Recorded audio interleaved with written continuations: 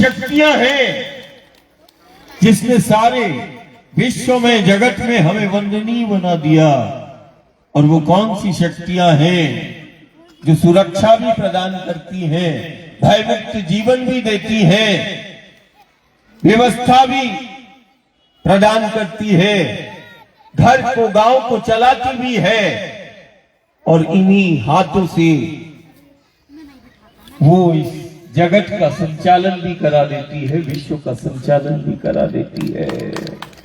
एक तरफ विश्व का संचालन कराती है, दूसरी तरफ विश्व वंदनीय बनाती है।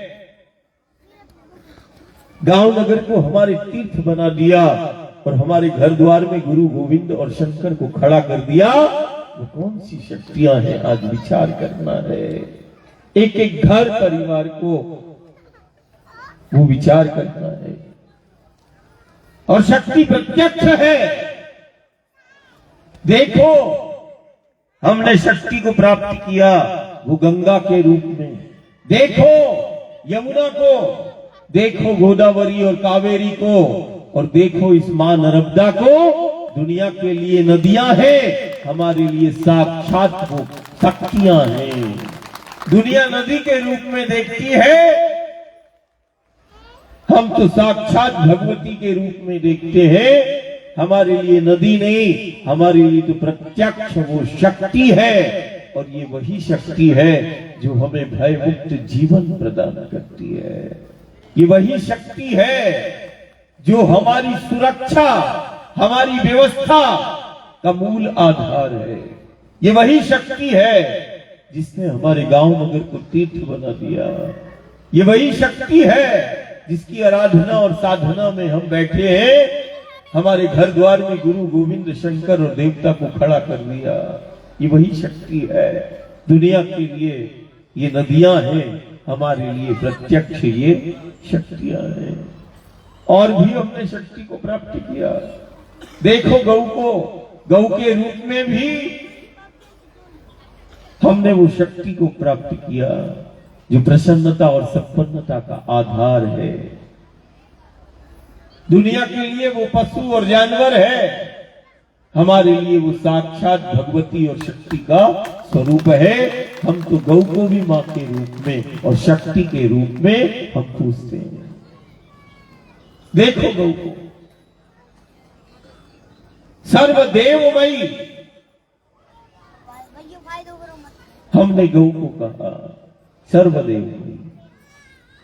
और एक जिसके द्वार पर हमारे गांव नगर है और जिस आद्य शक्ति भगवती की आराधना में हम बैठे हैं, उस मां नर्मदा को सर्व तीर्थमयी बताया गया। क्या बताया गया? सर्व तीर्थमयी। एक सर्वदेवमयी और दूसरी शक्ति सर्व तीर्थमयी मां नर्मदा को कहा गया। सर्व तीर्थ नायकम नमामि देवी, जिसके श्री चरणों की वंदना शंकर स्वयं करते हैं और शंकर के मुख से बोल निकलते हैं, तो दीय पाद पंकजम नमामि देवी नर्मदे। ये वही शक्तियां हैं जिन्होंने हमें विश्व वंदनीय बना दिया। और ये वही शक्तियां हैं जो हमारे हाथों से विश्व का संचालन करा देती हैं। सिर्फ घर को ही नहीं चलाती, दुनिया को चला देती हैं हमारे हाथों से। ये वही शक्तियां हैं। आज एकादशी है। आज एक भक्त चलते हुए पूछता है कि दादा आज एकादशी है, और एक प्रश्न करता है कि सब परिक्रमा करते हैं, मैया की परिक्रमा करते हैं, ये क्या है परिक्रमा? क्यों करते हैं परिक्रमा? हमारे जीवन से इसका क्या संबंध है? और ये परिक्रमा क्या है? आज जब जहां पड़ाव होगा तो थोड़ा हमें सुनाना, क्यों करते हैं परिक्रमा। और परिक्रमा मैया की जगत विख्यात है। और ये शक्ति का कौन सा स्वरूप है? वो भक्त का निष्काम भाव। और वास्तविक में ये भी चिंतन करना पड़ेगी, जो हमारी सनातनी परंपराएं हैं, मान्यताएं हैं, उसमें से एक परिक्रमा है। हमारे लिए परिक्रमा साधना है, हमारे लिए परिक्रमा एक उपासना है। परिक्रमा तो हम गोवर्धन की भी करते हैं, कामतगिरी की भी करते हैं, पेड़ पहाड़ों की भी हम परिक्रमा करते हैं, और उन पेड़ पहाड़ों को परमात्मा और ईश्वर के स्वरूप में हम पूजते भी हैं। परिक्रमा तो श्री गणेश ने माता पिता की भी की, और एक परिक्रमा देवताओं में प्रथम पूज्य करती है, और एक परिक्रमा श्री गणेश को विघ्न हरण करता बना देती है। एक परिक्रमा हमारी सनातनी परंपरा है, परिक्रमा हमारे लिए साधना है। लेकिन जगत विख्यात है नर्मदा मैया की परिक्रमा, हमारे लिए साधना है। अब साधना तो कोई भी देवी देवता की तुम करोगे तो साधना तो जीव का कल्याण करती है।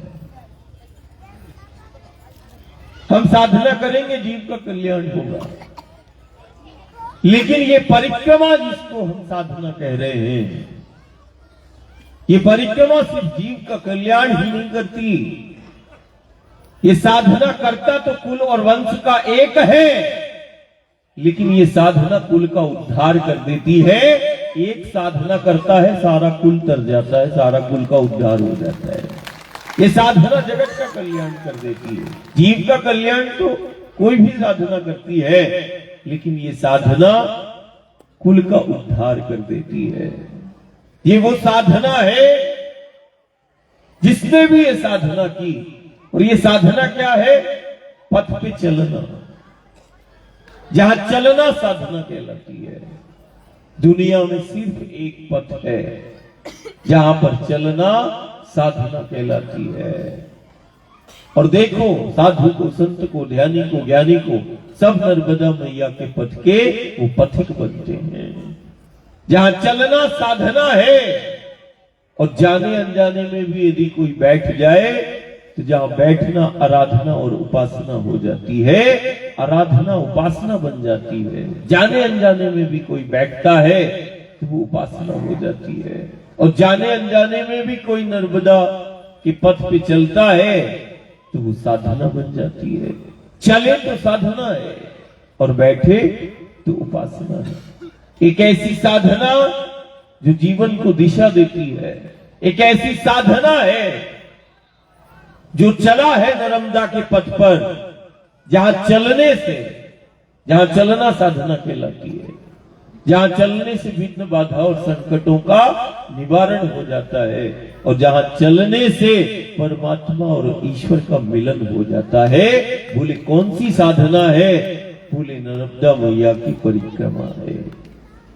जो चला है इस पथ पर उसको परमात्मा और ईश्वर भी मिला है, और जो चला है इस पथ पर उसको जीवन को दिशा भी मिली है, और जो चला है इस पथ पर वास्तविक जीवन उसी ने दिया है। क्यों करते हैं परिक्रमा? और परिक्रमा हमारे लिए साधना है, और सनातन से चली आ रही है परिक्रमा।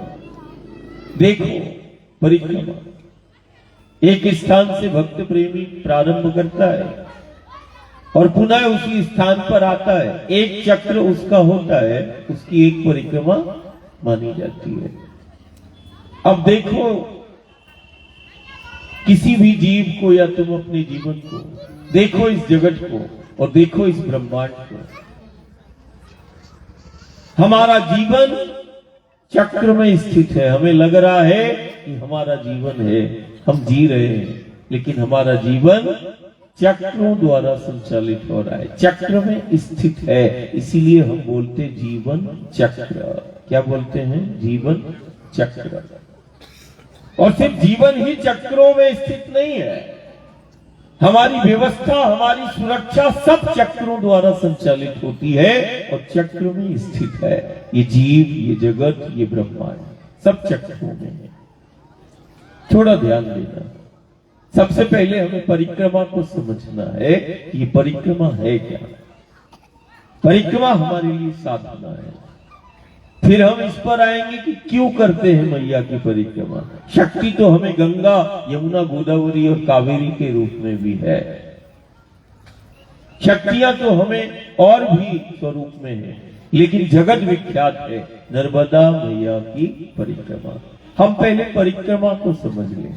बड़ा सहज योग है ये, वो सहज साधना है कि जिसने भी की है परिक्रमा, ये जीवन को दिशा तो मिलती है, आत्मा और परमात्मा का साक्षात्कार भी होता है और उसके जीवन में परिवर्तन आता है, आनंद को प्राप्त करता है। जो जिस कामना से इस साधना को करता है वो उस कामना की पूर्ति होती है।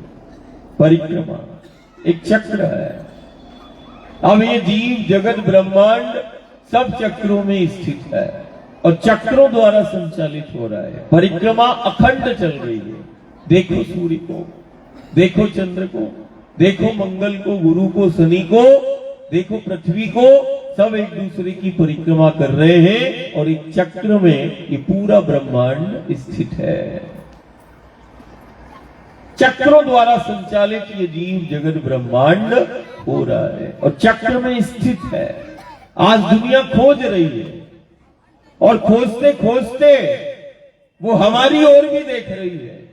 इस जीव जगत ब्रह्मांड के चाहे संचालन की बात हो, निर्माण की बात हो, उत्पत्ति की बात हो, रचना की बात हो, दुनिया सब खोज रही है और हमारी ओर देख रही है, हमारी संस्कृति की ओर देख रही, हमारी व्यवस्था की ओर देख रही है, खोज रही है कि इतना विराट ब्रह्मांड ये चक्र में स्थित है। दुनिया खोजती है इस जीव जगत ब्रह्मांड की रचना कैसे हुई, इसका निर्माण, इसका संचालन कैसे हो रहा है। आज ज्ञानी और विज्ञानी कहता है कि कोई भी हम रचना को देखें, कोई भी निर्माण को देखें, कोई भी तुम जो संचालन को देख रहे, सब सूत्रों पर है।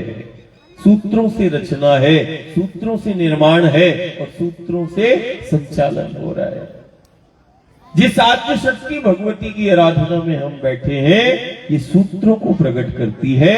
ये सूत्रों की अधिष्ठात्री शक्ति है जिससे ये जीव जगत ब्रह्मांड की रचना होती है, इसका संचालन होता है, इसका निर्माण होता है। ये सूत्रों की अधिष्ठात्री शक्ति है। बिना सूत्र के कोई रचना नहीं, बिना सूत्र के कोई निर्माण नहीं, बिना सूत्रों के कोई संचालन नहीं। चाहे युग का निर्माण हो, युग का संचालन हो, चाहे जीव जगत ब्रह्मांड का संचालन हो या निर्माण हो या रचना हो।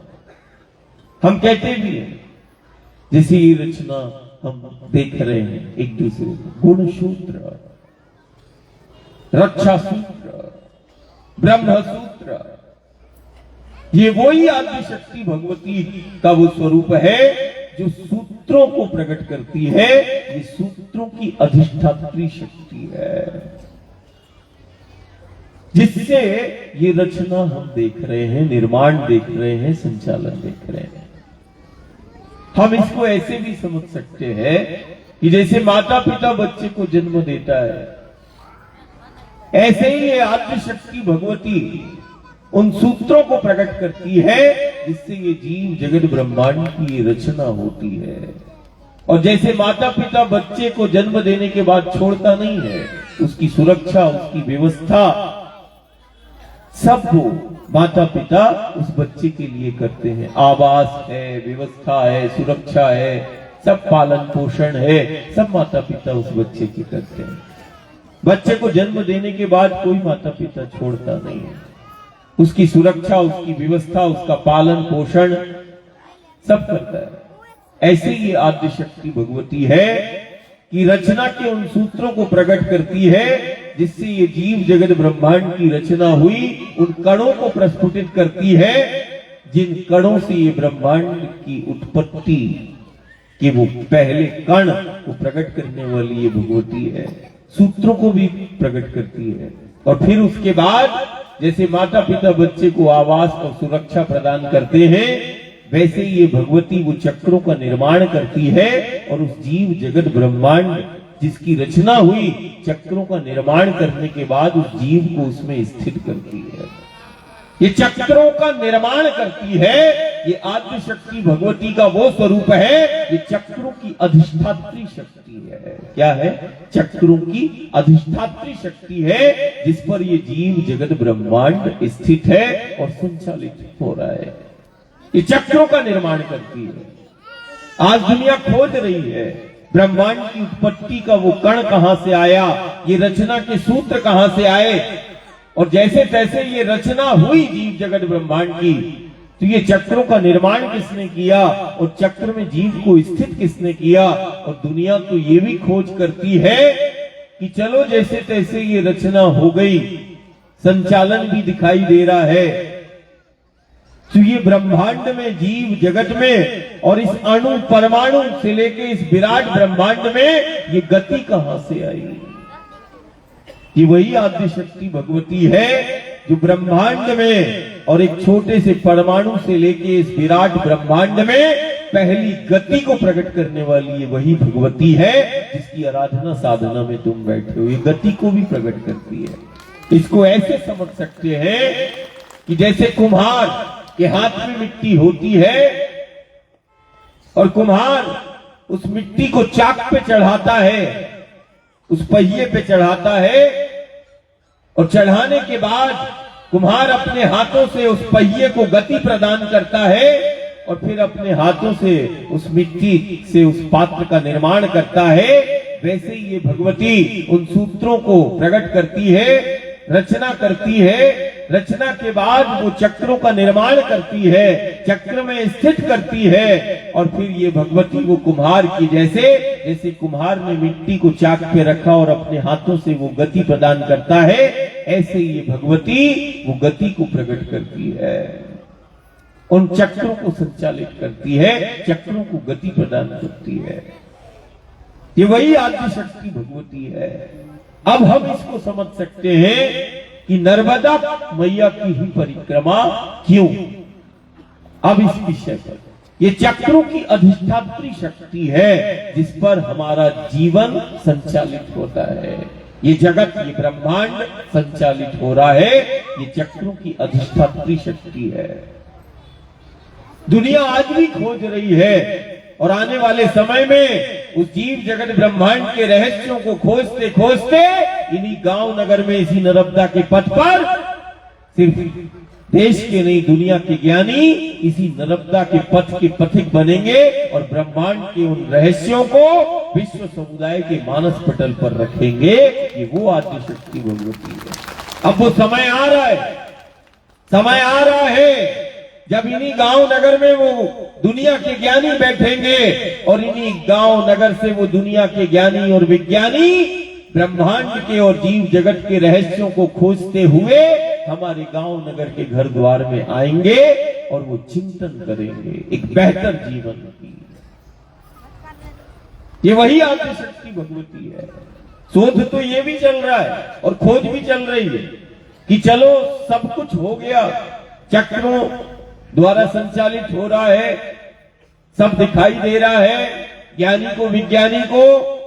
उसके बाद एक और खोज और शोध कि इसका समन्वय और संतुलन बनाने वाली वो कौन सी शक्ति है कि लाखों करोड़ों वर्ष हो गए इस ब्रह्मांड को, इस पृथ्वी को, सूर्य को, चंद्र को कभी हमने नहीं देखा कि चंद्र मंगल से टकरा गया हो, मंगल पृथ्वी से टकरा गया हो, नहीं। और सब चक्रों में संचालित हो रहा है और चक्रों में स्थित है और चक्र गतिशील है, सब एक दूसरे की परिक्रमा कर रहे हैं। ये वही आद्य शक्ति भगवती है जो लाखों करोड़ों वर्षों से इन चक्रों का समन्वय और संतुलन को बनाए हुए है। ये चक्रों का समन्वय और संतुलन को बनाने वाली भी यही आद्य शक्ति, ये क्रिया शक्ति है जो चक्रों का समन्वय और संतुलन को बनाती है। नर्मदा मैया की ही परिक्रमा, इसीलिए कारण जो मैया के पथ पे चलता है, जहां चलने से चक्रों का समन्वय और संतुलन बनता है, ये वही नर्मदा का पथ है जो ध्यान साधना और योग उपासना के लिए जगत विख्यात है। जिस पथ का पथिक गुरु गोविंद और शंकर स्वयं बनता है और जिस पथ पर चलकर वो हर युग सदी में दुनिया को बताता है, ये वही पथ है जहां चलने से देवत्व प्रकट होता है, जहां चलने से चक्र जागृत होते हैं। न जाने चक्रों को जागृत करने के लिए कितनी विधि और विधान और साधनाएं आज दुनिया में बताई जाती हैं और दुनिया के भक्त प्रेमी और साधक गण करते हैं। चक्रों को जागृत करने के लिए, चक्रों का समन्वय और संतुलन बनाने के लिए न जाने कितनी विधियां और साधनाएं हैं। जगत विख्यात है। चक्रों को जागृत करना है या चक्रों का समन्वय हमें बनाना है, तो चलो नर्मदा के पास। ये वही साधना है जिसको हम परिक्रमा कह रहे हैं। नर्मदा मैया की परिक्रमा चक्रों को जागृत करती है। नर्मदा मैया की परिक्रमा चक्रों का समन्वय और संतुलन को बनाती है। नर्मदा मैया की परिक्रमा जीवन में परिवर्तन लाती है।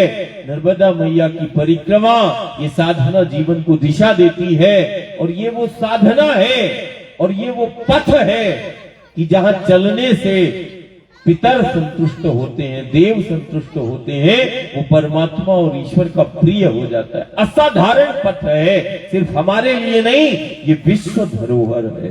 नर्मदा का पथ विश्व धरोहर है। जीवन का संबंध तो है ही, ये समूची दुनिया का और जगत का, ब्रह्मांड का संबंध इसी नर्मदा से है। ये आने वाले समय में, आने वाले वर्षों में ये सारी दुनिया के समक्ष आएगा कि एक ऐसी शक्ति जिसका सिर्फ गांव नगर से और देश से संबंध नहीं, इस जगत से नहीं, इस समूचे ब्रह्मांड से इसका संबंध है, गहरा संबंध है। और ये संचालन के निर्माण के मूल में यही आदिशक्ति भगवती है। असाधारण है नर्मदा मैया की परिक्रमा, इस पथ पे चलना असाधारण है। जिस पथ पर देवता, बड़े बड़े ध्यानी, तपस्वी, ज्ञानी ये कामना करते हैं कि मेरे जीवन में वो क्षण और वो पल कब आएगा जब मां रेवा का, मां नर्मदा का पथ होगा और उस पथ पर मेरा ध्यान और वो साधना होगी। कामना करते हैं, इच्छा करते हैं कि मेरे जीवन में वो क्षण और वो पल कब आएगा जब नर्मदा के पथ पर हम अपने इष्ट की आराधना करेंगे, ध्यान करेंगे, साधना करेंगे। कामना करते हैं और देखो हमें कितनी सहजता से प्राप्त है। शक्ति भी प्राप्त है, उसका द्वार भी प्राप्त है जहां चलना साधना कहलाती है। विश्व धरोहर है। आज विचार करना है, चिंतन करना है। असाधारण शक्तियां हमें प्राप्त है। नर्मदा के रूप में असाधारण शक्ति प्राप्त है और शक्ति की निकटता में ही सबसे बेहतर जीवन है। आज हमें अपनी माटी, अपनी संस्कृति से जुड़ना होगा, जो हम सनातन संस्कृति कहते हैं। आज सारी दुनिया हमारी जीवन शैली को देखती है, व्यवस्था को देखती है, हमारे गांव नगर को देखती है। क्या है इनके पास, क्या है इनके जीने का ढंग। देखो हमारी संस्कृति। आज एकादशी है, बाल गोपाल गोविंद ने यमुना के तट पर वो लीला करते हैं। देखो कृष्ण के चरित्र को। आज एकादशी है, गोविंद का हम ध्यान कर रहे हैं, कृष्ण का हम चिंतन कर रहे हैं। एकादशी है, देखो कृष्ण के चरित्र को। यमुना के तट पर, उस पथ पर वो लीला करता है। यशोदा और नंद बाबा के गांव में वो कभी माखन लीला करता है। जब भी हम बाल गोपाल का ध्यान करते हैं तो वो माखन खाते हुए मैया लोगों को वो गोपाल जी नजर आते हैं, ठाकुर जी नजर आते हैं ना, माखन लीला करते हुए। वही माखन लीला करने वाले ने एक दिन यमुना के तट की मिट्टी को खा लिया और मिट्टी को खाकर यशोदा को ब्रह्मांड दिखाते हैं। और लीला यदि कृष्ण ठाकुर करते हैं, लीला यदि मेरा गुरु और गोविंद करता है, तो तो वो लीला हमें बोध कराती है। ये रामकृष्ण की लीला है जो हमें मूल आधार शक्तियों का परिचय कराती है। ये मेरे प्रभु की लीला है जो मुझे जीना सिखाती है। ये प्रभु की लीला ही तो है जो आधार शक्तियों से हमें जुड़कर जीना सिखाती है, आधार शक्तियों का मान करती है। और ये प्रभु की लीला ही है जो हमें आत्मनिर्भर बनाती है, जीना सिखाती है। बोले किसकी लीला है जो जीना सिखाती है? देखो राम की, देखो कृष्ण की, देखो राम का चरित्र, देखो कृष्ण का चरित्र जीवंत है। खेलते खेलते नंद बाबा के गांव में वो यमुना के तट की मिट्टी को खाता है। क्या सूझी ठाकुर को आज? माखन खाने वाला यमुना के तट की मिट्टी को खा रहा है और मिट्टी को खाकर यशोदा को निमित्त बनाता है मैया को। क्या दिखाता है? अब लल्ला ने तो यमुना के तट की मिट्टी को खाया था। मैया ने बोला मुख को खोल, तो क्या नजर आया? ब्रह्मांड दिखाता है। अब मुख में तो माटी के कण थे। इस लीला से वो क्या बोध कराता है? गांव को, नगर को और दुनिया को क्या बताता है? ये विचार करना होगा। एक एक लीला पर हमें चिंतन करना होगा, चिंतन करना होगा। देखो मुख में माटी को रखकर उसने माटी के महिमा और महत्व को बता दिया। माटी के एक एक कण में छिपे उस ब्रह्मांड को बताता है। माटी का एक एक कण जीवंत है, चैतन्य है, और माटी के एक एक कण में छिपा वो ब्रह्मांड की वो समर्थता है। मुख में माटी को रखकर माटी की महिमा, माटी के महत्व को बताता है।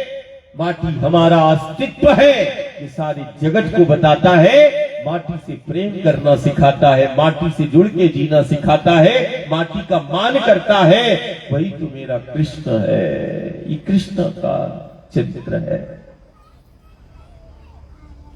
माटी से जुड़कर जीना सिखाता है। जाति हमारी अलग अलग हो सकती है, लेकिन हम ही दुनिया में हैं जो हम तो माटी को, धरती को भी मां के रूप में पूजते हैं। ये माटी हमारा आधार है, ये माटी हमारा अस्तित्व है, और इसी धरा के लिए उस गोविंद का अवतार है। इसी आधार शक्ति के लिए वो अवतार लेता है। इसी धरा के लिए जो जीव जगत की आधार शक्तियां हैं, उन्हीं का परिचय कराने के लिए और उन्हीं का समन्वय हमारे बीच में करने के लिए वो उन आधार शक्तियों के लिए अवतार लेता है। देखो इस धरा को और देखो वो गांव की उस गौ को।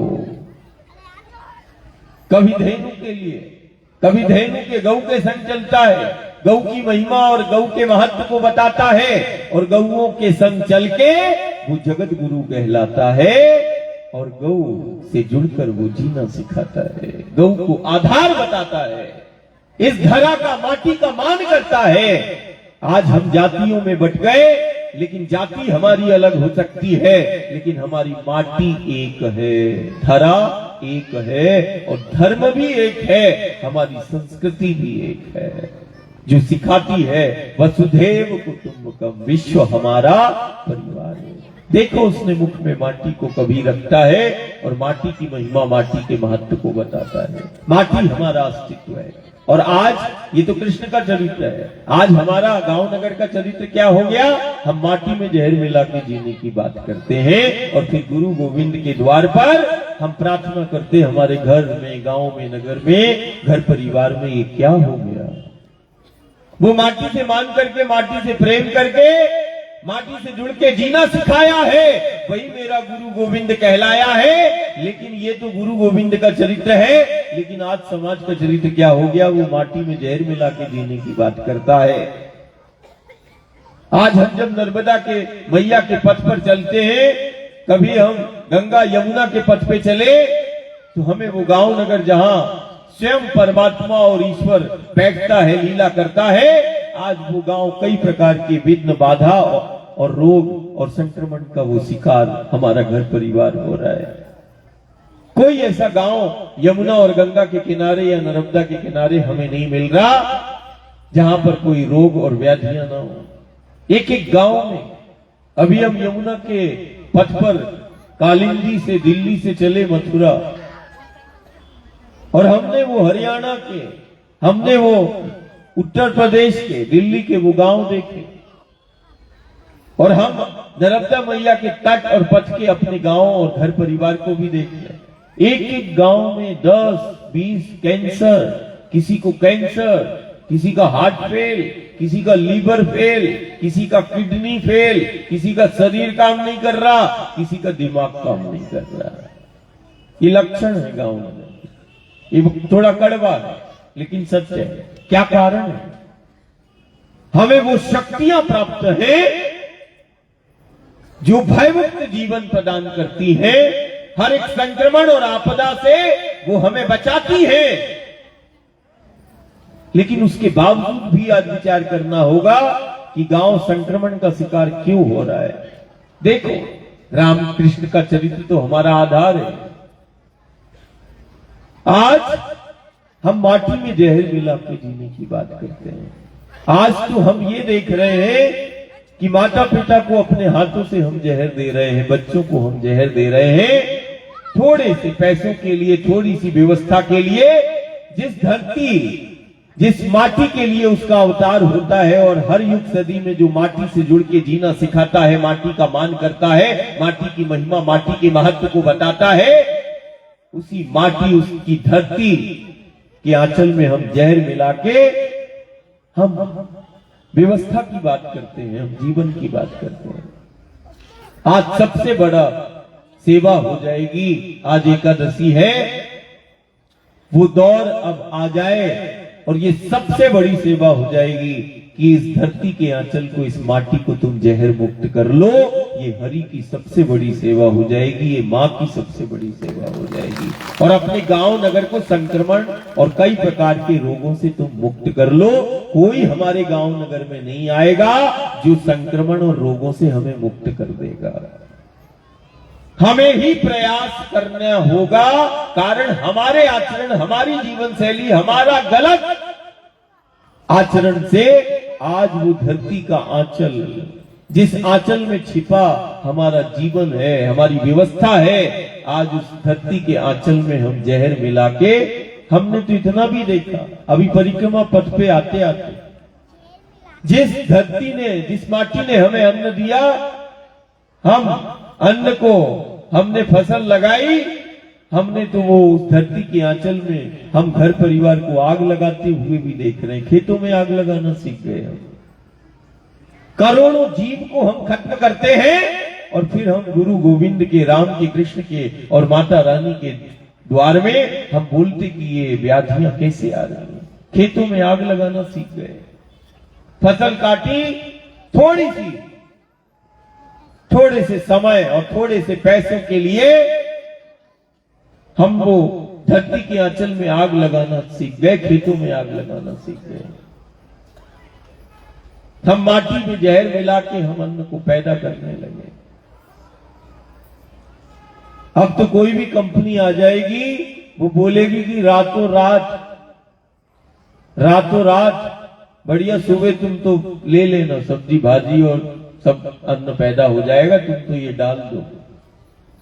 तो हम वो भी डालना सीख गए कि अरे इतना इंतजार क्यों करें, बढ़िया ये तो कंपनी अच्छी आई है, ये बोल रही है कि शाम को डालो, सुबह ले लो, ले लिया। थोड़े से पैसे, थोड़ा सा व्यवस्था, हम ये भूल गए कि जितना हमने कमाया उतना अस्पतालों में हमने लगा दिया, और ना हम अपने जीवन को और अपनों को बचा पा रहे हैं, और ना संक्रमण और व्याधियों से हमारे घर और गांव को हम मुक्त कर पा रहे हैं। फिर भी हम चिंतन कर रहे हैं। चरित्र तो राम कृष्ण का है, और वो प्रभु का चरित्र, राम का चरित्र, वो राम का चरित्र नहीं, इस राष्ट्र का, इस देवधरा का वो चरित्र है, जो चरित्र आज सारी दुनिया के लिए आदर्श है। वो मेरे राम का, कृष्ण का चरित्र है। आज सारी दुनिया यदि संक्रमण और आपदा से यदि हमें बचना है, तो हमें उस चरित्र पर चिंतन करना होगा और उन लीलाओं पर मंथन करना होगा, और फिर उसके बाद हमें आत्मसात करना होगा कि प्रभु ये लीला क्यों करते हैं। देखो, वो गौओं के संग चलते हैं। आज घर परिवार गौओं के संग चलता नहीं। गांव और घर से गौएं निकल जाती हैं और वो इन्हीं सड़कों पर दिखाई देती हैं। जो घर और गांव की शोभा थी वो गौएं आज हम रख नहीं पा रहे हैं। बोले कि कैसे रखेंगे? खेतों में आग लगा दिया, लाखों गौवंश का आहार जला दिया और उसके बाद गांव और घर कहता है अरे गौओं को क्या खिलाएंगे, आहार को क्या खिलाएंगे, गौ को कैसे पालेंगे? पालना मुश्किल हो गया। अरे हमें नहीं पालना, पालना तो वो है। देखो कृष्ण के चरित्र को, अरे माँ हमें पालती है, हम माँ को क्या पालेंगे? पालन पोषण माँ करती है, सामर्थ्य वो प्रदान करती है, हम तो बस उसके संग में जीना सीख लें। चिंतन है, ये सबसे बड़ी सेवा हो जाएगी कि हम गौ को हम सुरक्षित कर लें, अपने घर द्वार में उसको पुनः वापस कर लें उन खेतों में। ये हमें विचार करना है। और वही जो हम माटी में मिला रहे, वही उस अमृत तुल्य जल नर्मदा में 70 से 80% घातक जहर, वो रासायनिक और कीटनाशक और जहर युक्त खेती से वो अन्न में तो जा ही रहा है, वो नर्मदा के जल में जा रहा है। और 4 नगर जुड़ते हैं तो उन नालों की चर्चा इतनी हो जाती है, ये तो भूल गए कि 80% जहर वो घातक रसायन जो हम अन्न को पैदा करने में करते हैं, वही नर्मदा के जल में जाना। ये हमें विचार करना है। जिस दिन हमने फैसला कर लिया उस दिन नर्मदा जी का जल का शुद्धिकरण हो जाएगा, उस अमृत धारा का हो जाएगा। ये तो व्रत है, ये तो साधना है। गांव भी देख रहा है, देखो आज एकादशी है, वनखेड़ी में परिक्रमा करते करते आए, परिक्रमा जमात के साथ आए, ये देख लो वायु पर चलकर आए। ये है शक्ति। ये प्रवचन नवचन नहीं हो रहा है, ये जीना हो रहा है।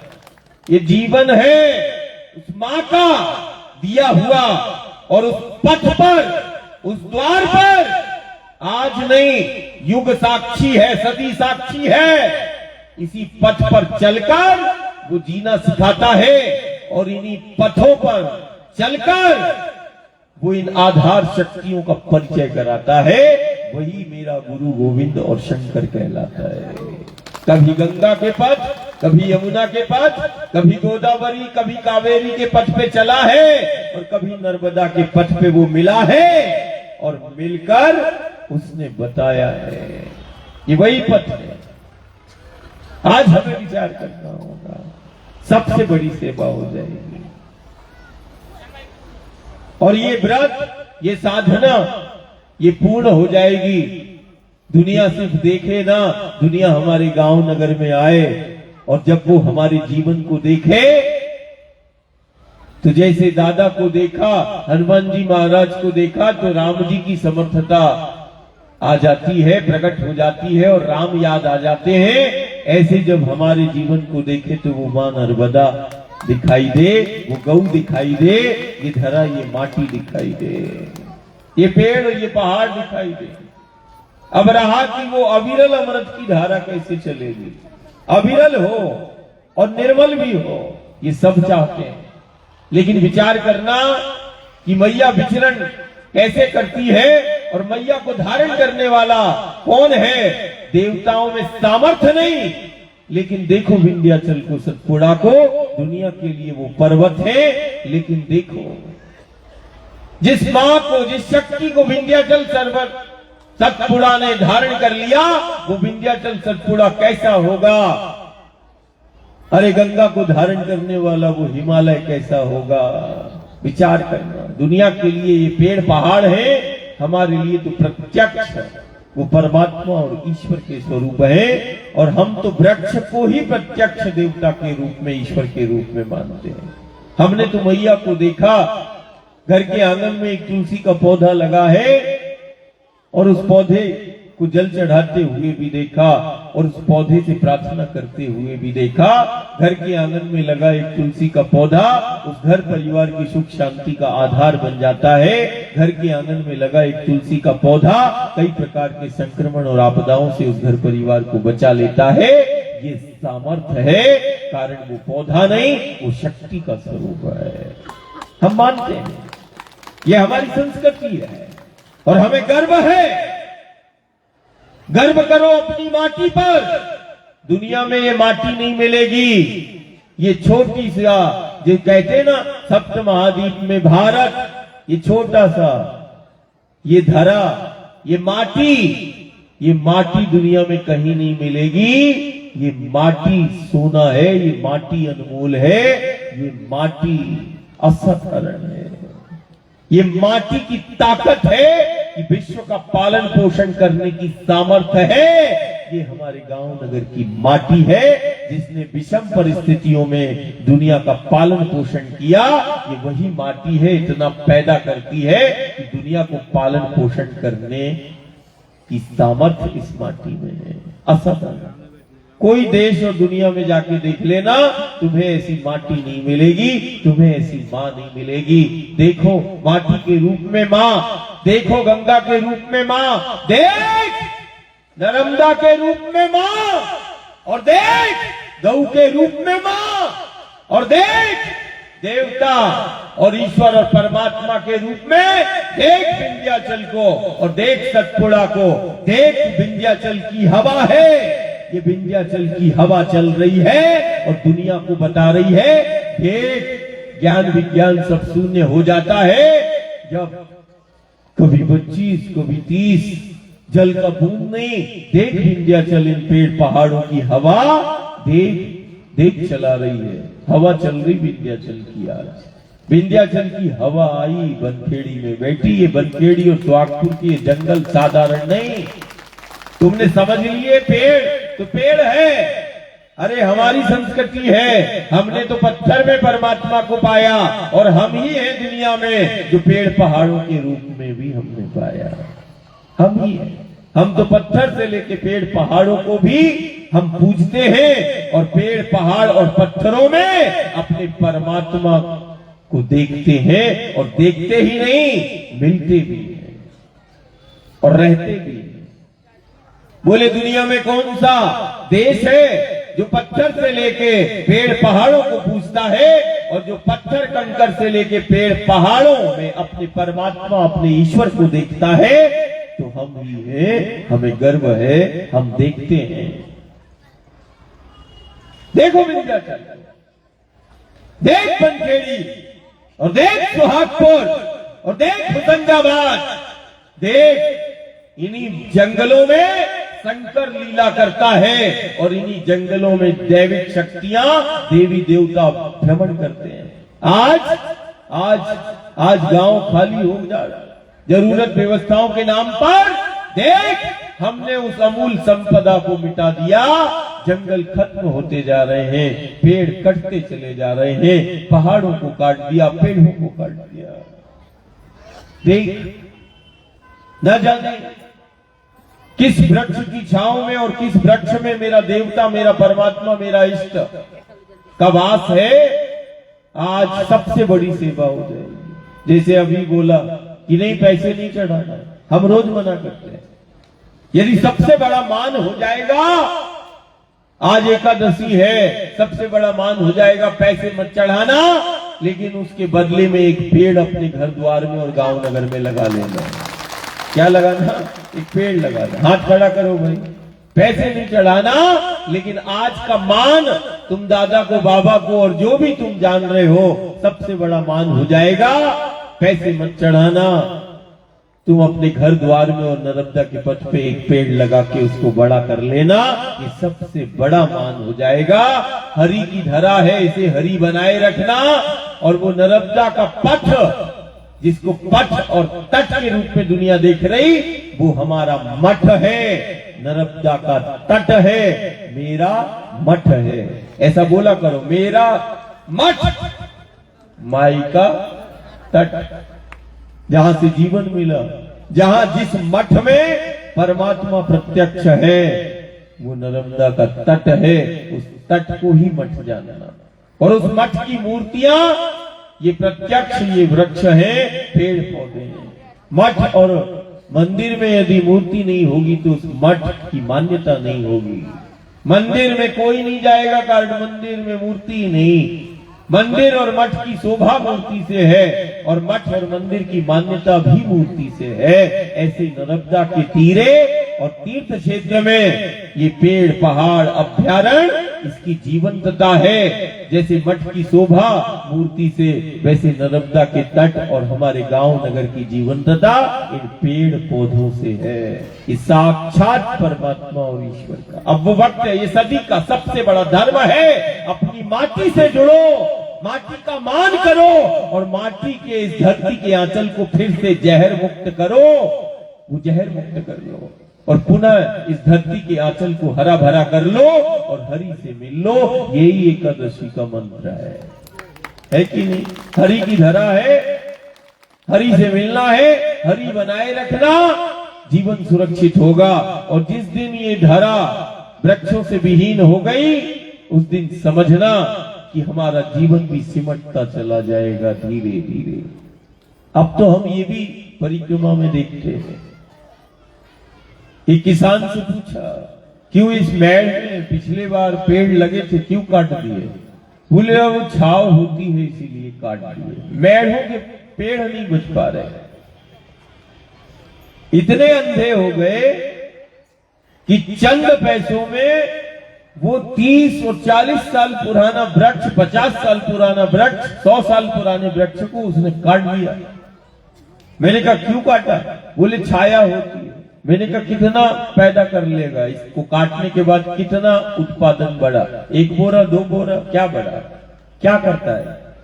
अरे जो वृक्ष, जो पेड़, जो परमात्मा ईश्वर का स्वरूप है, जो अनमोल माटी को पकड़े हुए है, तूने उसको ही अलग कर दिया। अब पेड़ों को मेढ़ों से काटना चालू कर दिया, खेतों में आग लगाना तुमने चालू कर दिया, माटी में जहर मिलाना तो हमने चालू कर दिया। और उसके बावजूद भी हम चिंतन करते हैं। देखना है हवा का, माटी का, देखना है नर्मदा के जल की। बुद्धि यदि भेद कराती है, बुद्धि कभी कभी शत्रु भी बन जाती है। देख इस जल की समर्थता को, देख ये माटी बैठी है। ज्ञान विज्ञान की दृष्टि से तो ये खत्म हो गया है, लेकिन ये माटी अब बैठी है। क्या बैठी है? माटी। ये माटी के बोल हैं, ये नर्मदा के जल के बूंद के बोल हैं। उस जल की एक बूंद में छिपी वो शक्ति है। देखना है इन पेड़ पहाड़ विंध्याचल सतपुड़ा की सामर्थ, तो चल नर्मदा के पास और देख देख ऐसे जीते हैं। रोम का क्षय नहीं होता किसी भी प्रकार का कोई कमजोर। और देख अमरकंटक वाले को, देख कंठ का स्वर 2 टाइम खाके भी इतना नहीं चलेगा, बोलेगा। दिन भर चलते हैं और रात्रि में 11 और 12 बजते हैं ऐसे बोलते बोलते। और देख ले, देखना है यदि जल मिट्टी और इसकी, जिसको जल मिट्टी तू समझ रहा है, तो देख ले इसकी सामर्थ। आज दुनिया भी देखती है, बुद्धि और ज्ञान शून्य हो गया है। कारण ये तो अब और भी मैया लीला कर दी। अब वायु पे चला रही। क्या चला रही? वायु। किस पे चला रही? ये है मैया। अब वायु पे चलना हो रहा है और जहां पर पड़ाव डलता है फिर मैया का जल होता है। बैठना जल पर है और चलना वायु पर है। वायु परिक्रमा हो रही है। परिक्रमा बहुत सारी होती, जिलहरी परिक्रमा होती है, फिर इसके बाद खंड खंड में भी कोई परिक्रमा करता है ना? परिक्रमा तो होती है। ये वायु पर परिक्रमा करते करते बनखेड़ी बैठे हैं।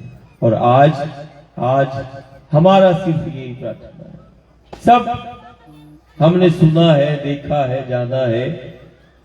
आज आवश्यकता इसी बात की है कि सबसे बेहतर अपने गांव नगर को बनाएं। और वो तभी बनेगा जब हम उस मां की निकटता में रहेंगे।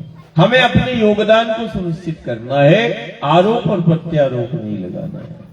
ये वही नर्मदा के पथ है जहां पितर और पूर्वज और देवता अमृतपान किया करते हैं। और जब हम पीढ़ियों को देखते हैं, जहां हर एक समस्या का समाधान हो जाता है और जहां हर एक प्रकार का उपचार और दवा मिल जाती थी, आज वही नर्मदा के गांव नगर में दुनिया के हर प्रकार के नशे मिल जाएंगे। जहां अमृत पान होता है वहां मदिरा पान करती हुई पीढ़ियां मिल जाएंगी। ये समाज का चिंतन करना है, समाज को फैसला करना है, क्या हमारी पीढ़ियां अमृत पान करेंगी? क्या इस नर्मदा के पथ पर जो देश और दुनिया का आएगा वो तो अमृत पान के लिए आता है, ध्यान साधना के लिए आता है।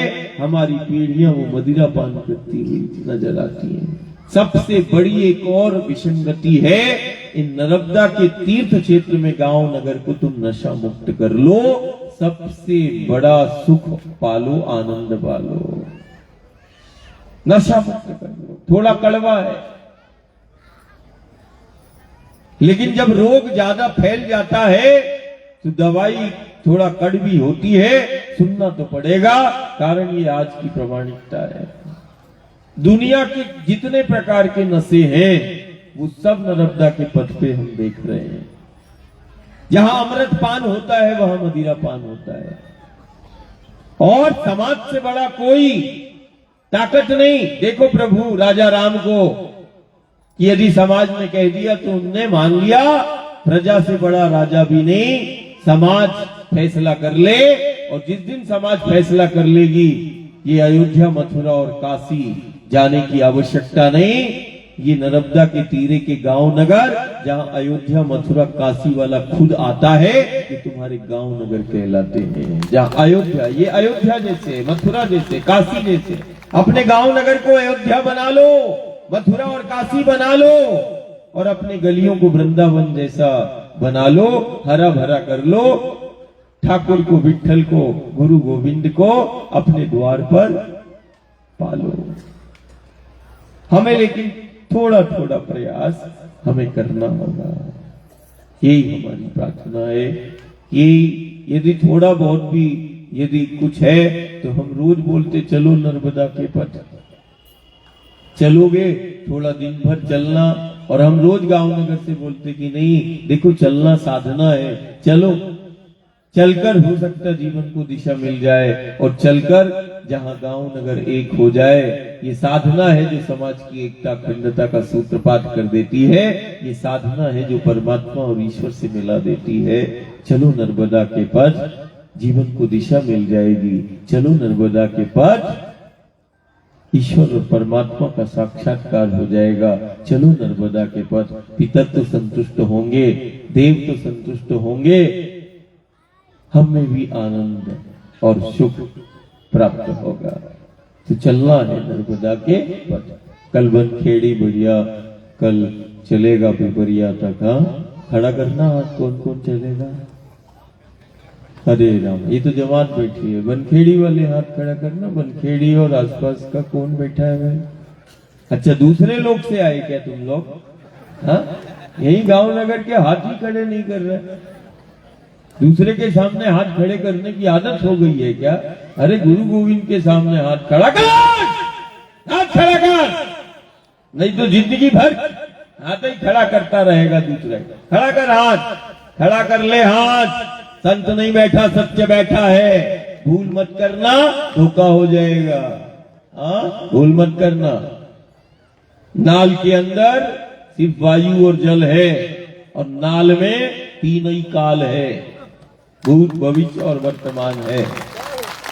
और उस आद्य शक्ति भगवती की आराधना साधना में बैठा हूं, जो सिर्फ जीवन जीना ही नहीं सिखाती, ये वो आद्य शक्ति भगवती है जो मृत्यु का आलिंगन भी कराती है और महामृत्युंजय से मिलाती है। वो नर्मदा है ना। हम जीवन तो जीते ही है, हम तो मृत्यु को भी इस आद्य शक्ति ने जो मृत्यु का आलिंगन करना सिखा दिया, और महामृत्युंजय से जो मिलाती है, वो मां नर्मदा है। काल की गणना नहीं, काल से मंत्रणा करना सिखाती है, वो मेरी मां नर्मदा है। थोड़ा हंस लो। डांटने फटकारने वाला बनखेड़ी में कोई आता नहीं है, इसीलिए तुम्हारी भी आदत हो गई है कि नहीं? कोई आता ही नहीं है, वो आता ही नहीं, अब तुम ही करने लगे। नहीं नहीं, ये वही बनखेड़ी सुहागपुर है।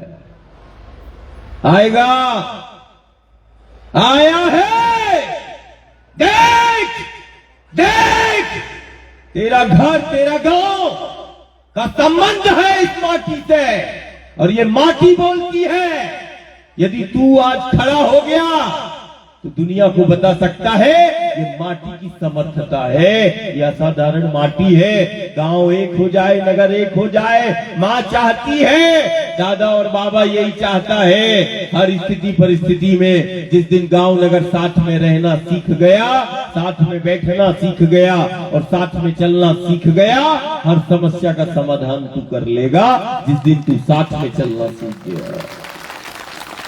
मैं मेरा को छोड़, माटी से नाता जोड़, नर्मदा से नाता जोड़, साथ में रहना और साथ में चलना और साथ में बैठना। जिस दिन गांव नगर बैठ गया, हर समस्याओं का समाधान हो जाएगा और सबसे बेहतर हम अपने गांव नगर को बना लेंगे। सिर्फ साथ में चलना जिस दिन हो गया, साथ में बैठना जिस दिन हो गया, वही तो है गुरु गोविंद, वही तो सिखाता है सबसे सबका मान, सबसे प्रेम करना।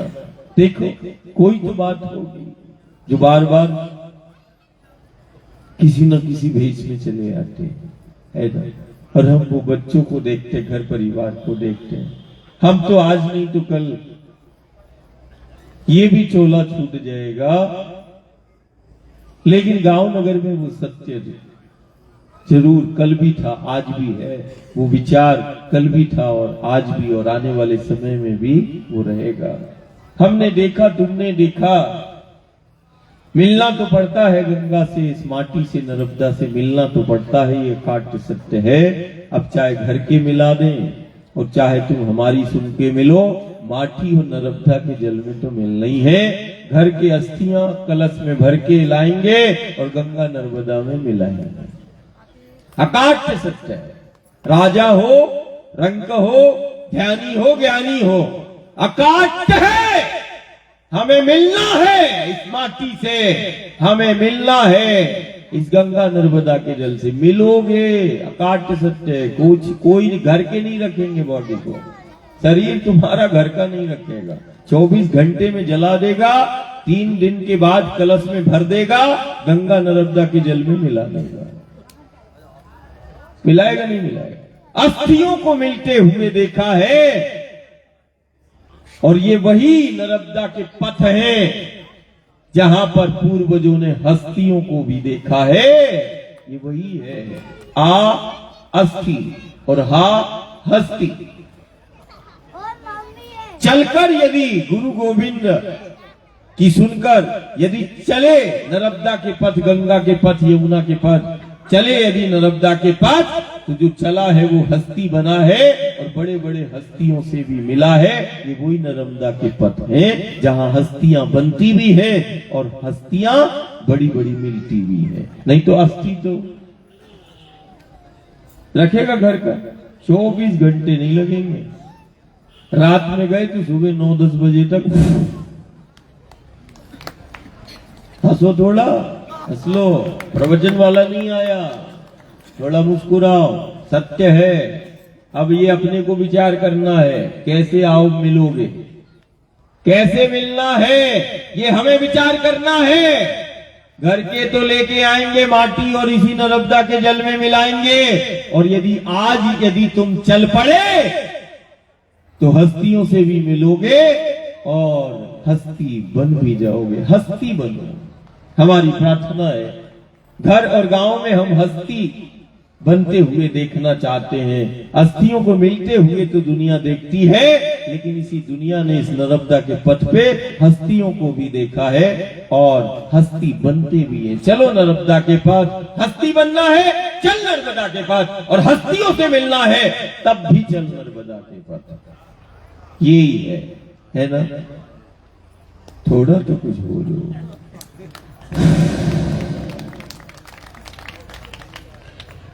और अभी कोई और बैठा होगा तो बढ़िया 4 प्रकार हंसते और ताली भी बजाते और बढ़िया फिर थोड़ा झूमना भी हो जाता है। यहाँ तो सांप ही सूंघ गया कि हिल ही नहीं रही बॉडी।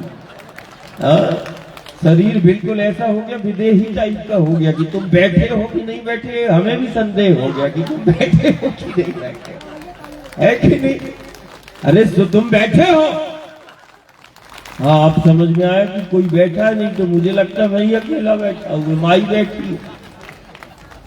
हमें ये भी कभी कभी वो हो जाता है, हमें गांव में बैठा सब है लेकिन हमें समझ में नहीं आता, ऐसा लगता है माई हो बस अपने ही बैठे हैं, कोई बैठे ही नहीं, आवाज ही नहीं दे रहा है। तुम हो और तुम रहोगे, क्यों? मां है अपने साथ, गुरु गोविंद और शंकर है अपने साथ, अपने अस्तित्व को कोई चुनौती नहीं दे सकता है, और जिसने दिया है वो माटी में मिल जाता है। अपना मां है, नर्मदा है, नर्मदा है, बहता हुआ पानी नहीं है, चलती हुई भवानी है, चलती हुई भवानी है, बहता हुआ पानी नहीं है, नर्मदा है ना।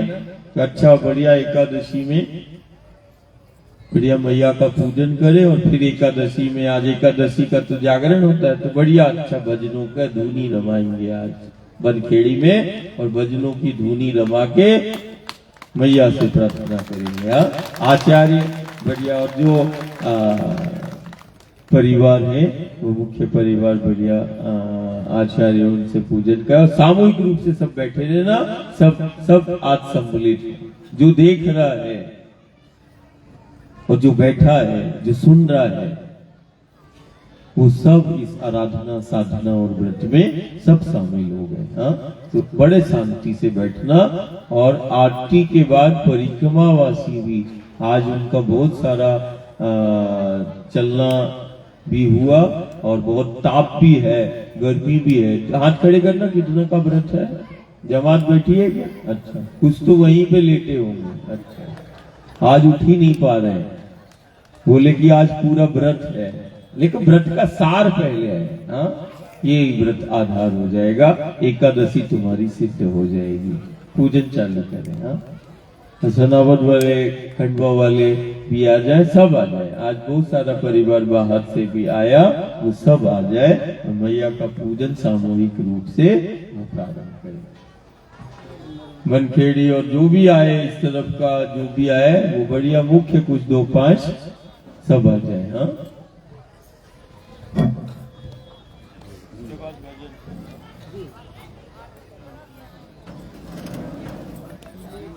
2-5 घर परिवार जी।